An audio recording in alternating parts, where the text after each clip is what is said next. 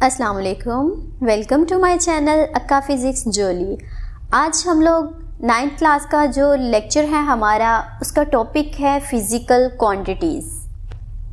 हर कोई भी टॉपिक आप जब शुरू करें तो सबसे पहले टॉपिक की हेडिंग को देखा करें। हेडिंग के अंदर ही सारे का सारा नीचे जो पैराग्राफ पूरा लिखा हुआ होता है ना, वो सारे का सारा उसी के अंदर मौजूद होता है। ये ट्रिक जो है वो आप सबसे पहले समझा करें कि हेडिंग जो है ना उसका मीनिंग अच्छे से समझें, ताकि नीचे वाला पैराग्राफ आपको पढ़ो जब तो आसानी से आपको समझ आ जाए।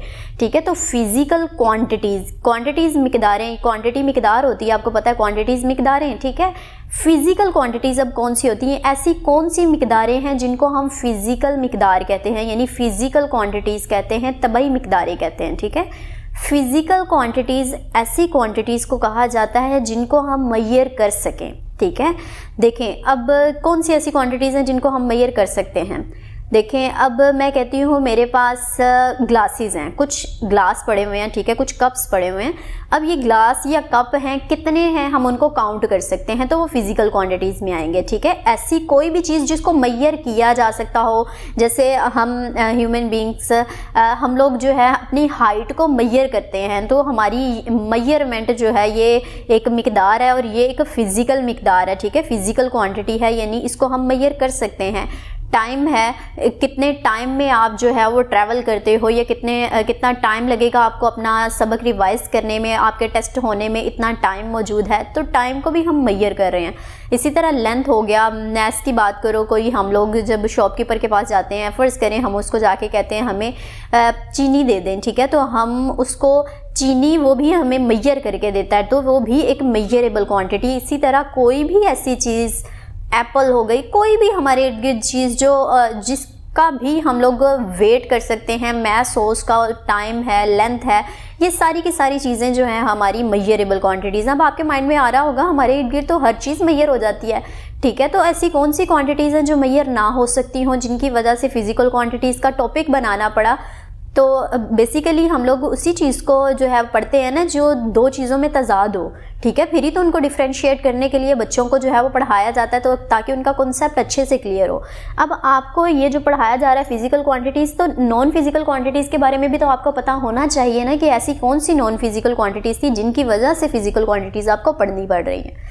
नॉन फिज़िकल क्वांटिटीज़ की अगर हम बात करें तो देखें बेटा जी, हम लोग अगर बात करते हैं खुशी की, आप खुश हुए हो, कितना खुश हुए हो, ये कोई मेजर तो नहीं कर सकता, आपकी खुशी का कोई पैमाना तो नहीं है। ठीक है, या आप दुखी हैं तो आपके दुख को भी कोई मेजर नहीं कर सकता।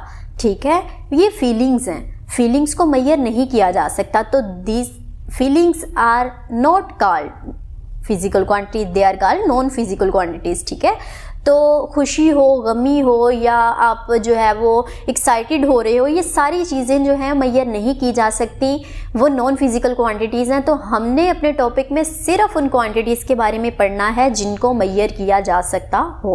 ओके, आई होप सो कि आपको इसकी बेस क्लियर हो गई है। अब हम फिज़िकल क्वांटिटीज़ को टॉपिक को शुरू करते हैं।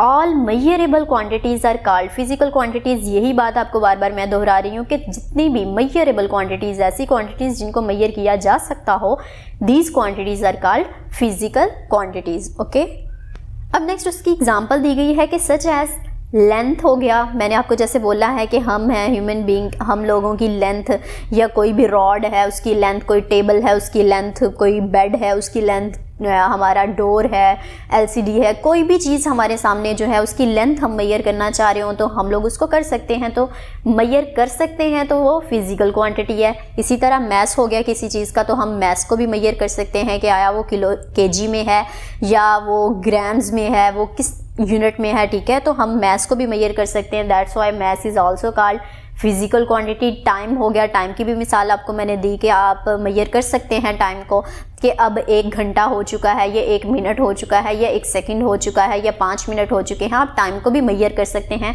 तो टाइम भी क्या है हमारे पास, फिज़िकल क्वांटिटी है। इसी तरह टेम्परेचर की बात करें तो टेम्परेचर को भी हम मेजर कर सकते हैं कि आज जो है हमारा 27 डिग्री सेंटीग्रेड टेम्परेचर था, या 50 था, या 100 था, जितना भी टेम्परेचर था। ठीक है, तो टेम्परेचर की डिग्री को भी आप कैलकुलेट कर सकते हो, that's why this is also called physical quantity. A physical quantity possesses at least 2 characteristics in common. ठीक है, उसने कहा है कि 2 चीज़ें उसके पास कॉमन ज़रूर होती हैं फिजिकल क्वांटिटी के पास। अब ये दोनों कौन सी होती हैं? देखिए, मैं आपको मिसाल दी थी कि हम फ़र्ज़ करें कि हम शॉपकीपर के पास जाते हैं, उससे जाके कहते हैं हमें चीनी दे दें। ठीक है, अगला सवाल उसका क्या होता है आपसे, कितनी चीनी चाहिए आपको। ठीक है, यानी आप मेजर तो कर सकते हो, वो फिजिकल क्वांटिटी तो है। ठीक है, लेकिन आपको कितनी चीनी चाहिए। अब आप उसको क्या जवाब दोगे? आप उसको कहोगे मुझे 2 चीनी चाहिए, क्या ऐसे बोलोगे? नहीं ना, आप उसको या तो बोलोगे 2 ग्राम चीनी चाहिए मुझे, या बोलोगे 2 किलोग्राम चीनी चाहिए। ठीक है, या 2 किलो या 2 ग्राम चीनी चाहिए आपको। सिर्फ 2 बोलोगे तो उसने कहना है क्या मैं आपको 2 दाने पकड़ा दूं चीनी के। ठीक है, ऐसा नहीं ना हम करते, हम लोग उसको पूरा वर्ड बोलते हैं। 2 केजी चीनी चाहिए मुझे, यानी 2 किलो चीनी चाहिए, या 5 किलो या 10 किलो चीनी चाहिए। ठीक है, तो 10 भी साथ में बोला हमने और किलो भी बोला हमने, फिर शॉपकीपर को हमारी बात समझ में आई कि हमें क्या चाहिए और कितना चाहिए। ठीक है, अगर आप खाली 2 बोल देते या आप खाली जो है वो किलो कह देते तो वो आपको 1 किलो चीनी पकड़ा देता। आपको तो 10 किलो चीनी चाहिए थी, या 2 किलो या 5 किलो चीनी चाहिए थी, उसने तो आपको 1 किलो पकड़ा देनी थी। ठीक है, तो आपको साथ में न्यूमेरिकल वैल्यू भी बोलनी पड़ी, यानी नंबर भी बोलना पड़ा कि आपको 2 चाहिए या 5 किलो चाहिए या 10 किलो चाहिए, और साथ में आपको यूनिट भी बोलना पड़ा कि आपको ग्राम्स में चाहिए, किलोग्राम्स में चाहिए, या किस यूनिट में चाहिए चीनी। ठीक है, तो दोनों चीज़ें आपको बोलनी पड़ी। तो यही उसकी बात थी कि यहाँ पे जो लिखा हुआ है कि ऑल फिजिकल क्वांटिटीज़ जितनी भी हैं वो possesses at least 2 characteristics in common. जैसे मैं अगर बात करूँ, ये तो मैंने आपको मैथ्स की मिसाल दे दी ना कि ग्राम्स और किलोग्राम्स में हमें न्यूमेरिकल वैल्यू के साथ बोलना पड़ता है। इसी तरह लेंथ की बात करो तो हम कहते हैं एक बंदा जो है वो 6 का है। ठीक है, 6 फुट का है, 6 सेंटीमीटर का है, 6 मीटर का है, कितनी उसकी लेंथ है, उसका यूनिट भी तो साथ में बताओ। हम कहते हैं ये दरवाज़ा है, इसकी ऊंचाई जो है ये, इसकी हाइट जो है ये 6 है, तो 6 उसकी फुट है, इंच है, उसकी सेंटीमीटर है, मीटर्स है, कितना है 6 के साथ कोई यूनिट तो लगाओ, तो फिर उसकी हाइट बिल्कुल एक्यूरेटली हमें पता चल सकेगी ना। ठीक है, इसी तरह टाइम की मिसाल लें तो मैं कहती हूँ आपने 2 में अपना टेस्ट कंप्लीट करना है। अब बच्चा कहेगा कि मैम 2 सेकंड में, 2 मिनट में या 2 घंटों में, कितनी देर में, ये 2 के साथ कुछ यूनिट भी तो लगाएं। ठीक है, इसी तरह कोई भी मेजरेबल क्वांटिटी हो यानी फिजिकल क्वांटिटी हो तो उसको डिस्क्राइब कंप्लीटली करने के लिए हमें 2 चीज़ों की ज़रूरत होती है। एक न्यूमेरिकल वैल्यू यानी कि कोई नंबर जो साथ में लगाया जाता है, जैसे मैंने अभी कहा 2 घंटों में या 2 मिनट्स में, तो 2 हमारा न्यूमेरिकल वैल्यू थी, साथ में हमने जो सेकंड, मिनट या घंटा लगाया है, आर लगाया है, ये हमारे यूनिट्स हैं। ठीक है, तो किसी भी फिजिकल क्वांटिटी को कम्प्लीटली डिस्क्राइब करने के लिए 2 चीज़ों की ज़रूरत होती है।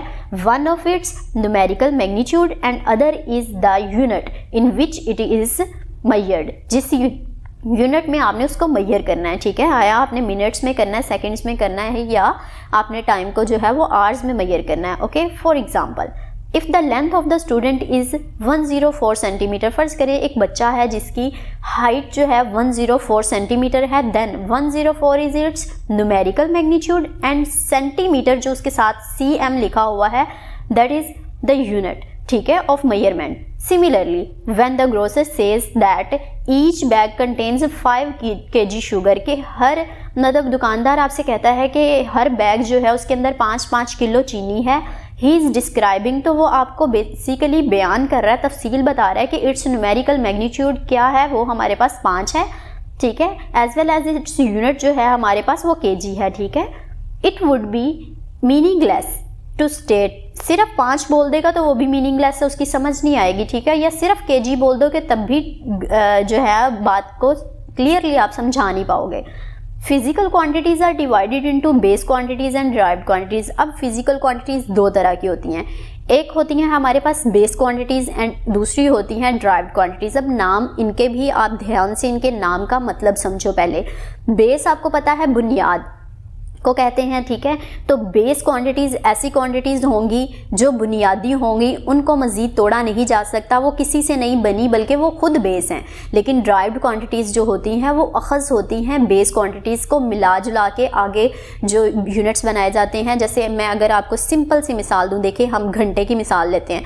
मैं कहती हूँ 1 घंटे में आपने काम मुकम्मल करना है। अब आपको पता है 1 घंटे के अंदर 60 मिनट्स भी होते हैं। ठीक है, यानी मिनट्स से मिल के घंटा बनता है, घंटा बड़ा था। ठीक है, इसी तरह ड्राइव्ड क्वांटिटीज़ बड़ी होती हैं, बेस क्वांटिटीज़ छोटी होती हैं। ठीक है, बुनियाद छोटी होती है हमेशा, और जो उससे ड्राइव्ड की हुई चीज़ होती है वो बड़ी होती है। ठीक है, तो मैं आपको बता रही थी कि मैंने कहा कि घंटे में मिनट्स भी होते हैं और उसमें सेकंड्स भी होते हैं, तो सेकंड बुनियादी चीज़ थी, ठीक है। तो हमारा जो बेसिक यूनिट होगा, बेस यूनिट होगा, वो सेकंड होगा, जबकि मिनट्स की और आवर्स की अगर हम बात करें तो वो हमारे ड्राइव्ड यूनिट्स हैं, क्योंकि वो एक छोटे यूनिट से सबसे छोटा यूनिट सेकंड था जिससे मिलके बने हुए हैं, ठीक है। जैसे हमारी जो वॉच होती है वो हर सेकंड में टिक टिक टिक करती है ना, तो एक टिक जो होती है उसको एक सेकंड कहते हैं, ठीक है।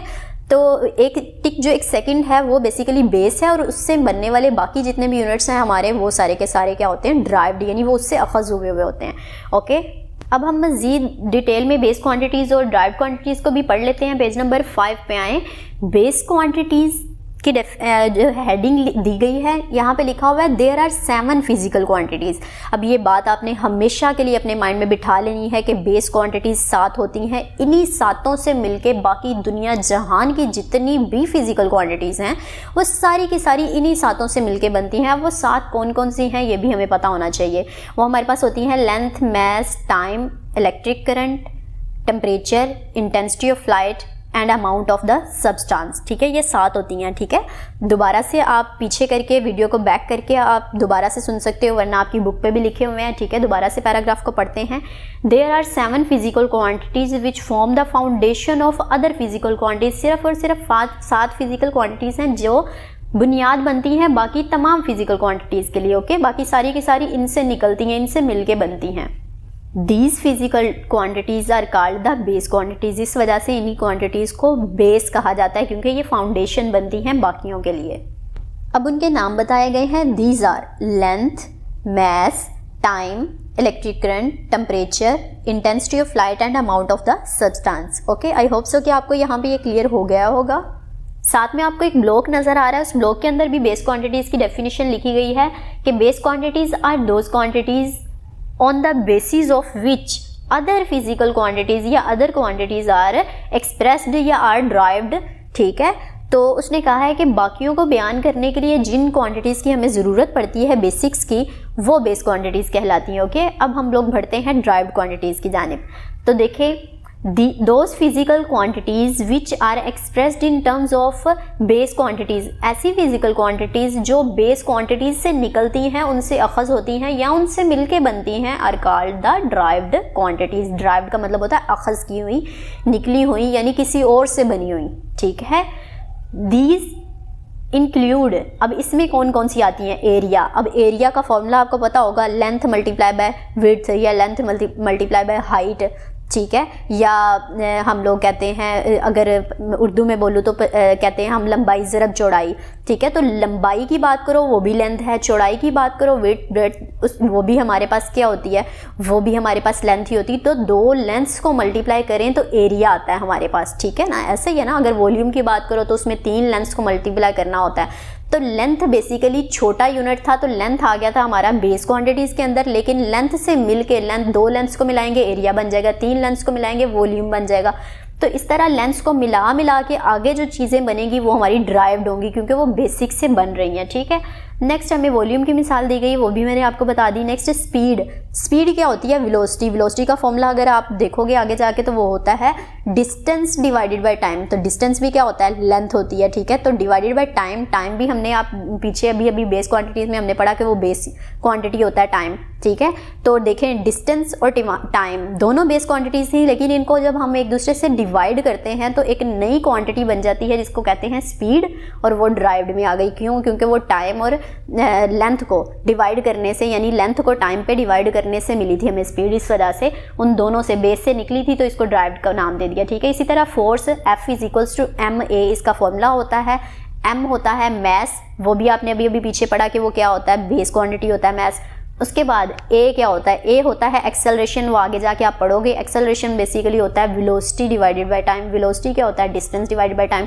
तो अगर आप पीछे जाते जाओ, उनको मज़ीद छोटे से छोटे यूनिट में तोड़ो, तो आपको पता चलेगा कि पीछे उनके पास वही यूनिट्स थे जो हमने बेस क्वांटिटीज़ में पढ़े हैं, यानी उन्हीं से मिला के किसी ना किसी तरह उनकी पेचीदा से पेचीदा फॉर्म, कॉम्प्लेक्स फॉर्म में ले जाके उनको जो है वो ड्राइव्ड जो है हमारे पास क्वांटिटीज़ बनाई जा रही हैं। उसी तरह वर्क हो गया, F dot d, W is equals to F dot d, ये वर्क का फॉर्मूला होता है। इसमें भी फोर्स आ गई, फोर्स अभी मैंने बताया वो बेस से ही बनती है, ठीक है। डॉट डी, डी डिस्टेंस है, डिस्टेंस भी लेंथ है, लेंथ भी हमारा बेस क्वांटिटी होती है। इसी तरह एनर्जी आ गई, इसी तरह पावर है, इलेक्ट्रिक चार्जेस हैं, इलेक्ट्रिक पोटेंशियल है। इन सब के फॉर्मूलाज आपको आगे मिलने हैं, परेशान नहीं होना, ठीक है। सब चीज़ें आपको आगे बताई जाएंगी।